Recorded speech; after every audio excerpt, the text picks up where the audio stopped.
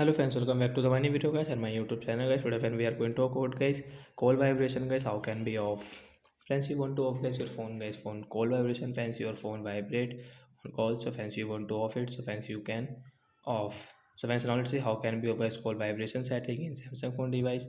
So before starting video friend, first of all go and subscribe the channel guys, click the bell icon and like the video guys. So first of all guys, we will on guys our phone setting guys. After on phone setting we will search here guys phone call vibration setting guys.